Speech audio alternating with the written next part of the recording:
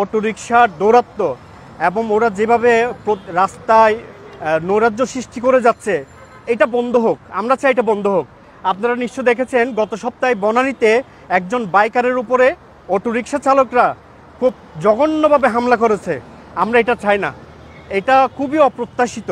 আমরা যারা ঢাকা শহরে গাড়ি চালাই, বাইক চালাই, এটা আমাদের জন্য খুবই বিব্রতকর এবং আমরা চাই না একজন আরেকজনের প্রতি আক্রমণাত্মক হোক, সেটা আমরা চাই না। নিশ্চয়ই বাংলাদেশে রাজপথের এবং রাস্তাঘাটের একটা নীতিমালা আছে, নীতিমালা অনুযায়ী গাড়ি চলুক। আমরা বলে দিচ্ছি না যে অটোরিকশা বন্ধ হয়ে যাক, ওরা শ্রমিক, ওদেরও একটা রুটি রুজির বিষয় আছে এখানে। আমরা চাই সেটা রক্ষিত হোক, কিন্তু একটা নীতিমালার মধ্যে হোক।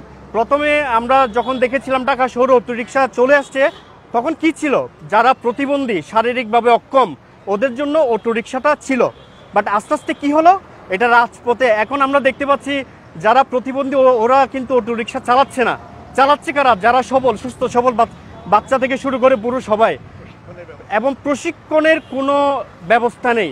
প্রশিক্ষণ না থাকলে হয় কি, ঢাকা শহরে গাড়ি চালানোটা খুবই কঠিন। আপনারা নিশ্চয়ই দেখেছেন ফ্লাইওভারে অটোরিকশা চলে যাচ্ছে, এটা খুবই খারাপ। ফ্লাইওভারে কেন অটোরিকশা যায়? ফ্লাইওভারে তো আমরা যারা মোটরসাইকেল চালাই, এই যে এক্সপ্রেসওয়েতে আমরা উঠতে পারি না। আপনারা নিশ্চয় জানেন পদ্মা সেতুতে দীর্ঘদিন মোটরসাইকেল বন্ধ ছিল। কেন? এই যে পদ্মা সেতুর মতো একটা হাইওয়ে এক্সপ্রেসে যে একটা নীতিমালা অনুযায়ী, টেকনিক অনুযায়ী, স্কিল অনুযায়ী গাড়ি চালানো দরকার, এটা আমরা অনেকে জানতাম না। এবং এটা আস্তে আস্তে আমরা লার্ন করলাম, আমরা শিখলাম। শিখার পর আমাদেরকে ওইখানে পারমিশন দেওয়া হলো। আমরা চাই অটোরিকশাগুলো একটা নীতিমালার মধ্যে আসুক। ওরা কোথায় চালাবে, কিভাবে চালাবে, এটা যারা প্রশাসন থেকে নীতি নির্ধারক আছে ওরা নির্ধারণ করে চলবে, এই রাস্তায় চলবে। আমরা বলছি না যে অটোরিকশা বন্ধ হয়ে যাক, কারণ এই অটোরিকশার পেছনে একটা বিশাল জনগোষ্ঠী জড়িত, ওদের রুটি রুজির ব্যাপার আছে, এটাও ওদের স্বার্থ রক্ষিত থাকুক।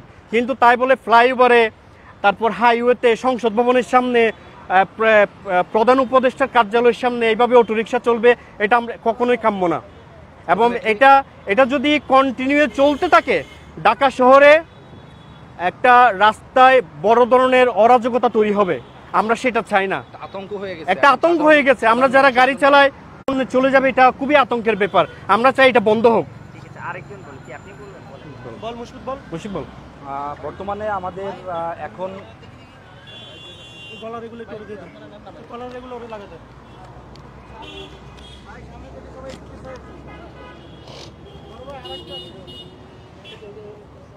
বর্তমানে আমাদের এখন যে রাস্তাঘাটে যে অবস্থা চলতেছে, টেসলা, অটোরিকশা, আমাদের আসলে সাধারণ যারা আছি, যারা বাইকার ছাড়াও যারা গাড়ি ড্রাইভ করে, গাড়ি ইউজ করে, তাদের কাছে একটা আতঙ্কের নাম।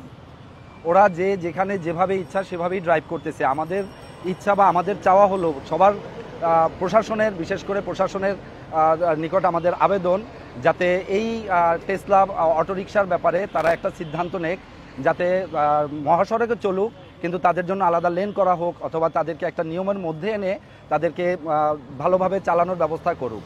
কারণ এমন কোনো জায়গা নাই যে জায়গাতে ওদের দৌরাত্ম্য নাই, এবং ওরা এত অ্যাগ্রেসিভ অ্যাটিটিউড দেখায় যে কোনো গাড়ির হোক।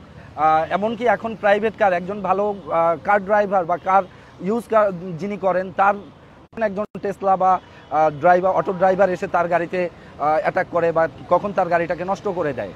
আর যেটা হলো বিশেষ করে আজকে আমাদের এইখানে দাঁড়ানোর যেটা মুখ্য উদ্দেশ্য, আমরা বন্ধুরা মিলে মোটো 98 ক্লাবের আমরা যারা সদস্য আছি এখানে, আমরা 98 ব্যাচের বন্ধুরা মিলে আমাদের একটা ক্লাব। সেই ক্লাবের উদ্দেশ্য হলো যে সবার একটু এটার দিকে সতর্কতার সাথে, যাতে আমরা এই টেসলা এবং অটোর ব্যাপারে একটা দিক নির্দেশনা আসুক এবং সবাই সুষ্ঠু ব্যবস্থাপনা হোক, যাতে ওরাও ওদের মতো করে চলতে পারে, ওদের আর্নিং সোর্স যেটা, এটাকে ভালোভাবে ব্যবহার করুক, আর আমরা যাতে নিশ্চিন্তে রাস্তাঘাটে চলতে পারি।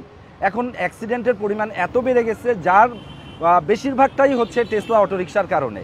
তো আপনাদের কাছে বিশেষ করে আমাদের হামলার ঘটনা যেটা হয়েছে বনানীতে, সেদিন বোধহয় কোনো কারণে ঘোষণা দিয়েছিল যে ওরা বনানীর যে ডিপ্লোম্যাটিক জোনটা আছে ওই জোনে ওরা ড্রাইভ করতে পারবে না, যার কারণে ওরা সাধারণভাবে ওরা একটা আন্দোলন করে। তো ওদের ওই অ্যাগ্রেসিভনেস অ্যাটিটিউডের মধ্যে আমাদের এক বাইকার ভাই বাইক ড্রাইভ করে যাচ্ছিলেন, তার উপরে অতর্কিত হামলা করে। সেখানে যে ঘটনাটা ঘটে, বাইক ড্রাইভার উনি একদমই নির্দোষ ছিলেন এবং উনি কিছুই জানতেন না, জাস্ট পাশে থেকে ড্রাইভ করে যাচ্ছিলেন, তখনই তার উপরে লাঠিসাঠা দিয়ে হামলা করা হয়। তো আমরা অ্যাজ এ বাইকার হিসেবে আমরা চাই এই ধরনের ভবিষ্যতে এ ধরনের এবং টেসলা বা অটো ড্রাইভার যারা আছে তারা সতর্কতার সাথে ভালোভাবে তাদেরও বিহেভ ভালো করে তারা ড্রাইভ করুক। আমরা কেউই চাই না যে কারো আর্নিং সোর্সটা স্টপ হয়ে যাক। এটা হলো 23 তারিখের ঘটনা, 23 তারিখের ঘটনা। তো থ্যাংক ইউ সবাইকে আমাদের এই ইয়ার সাথে যোগ হওয়ার জন্য।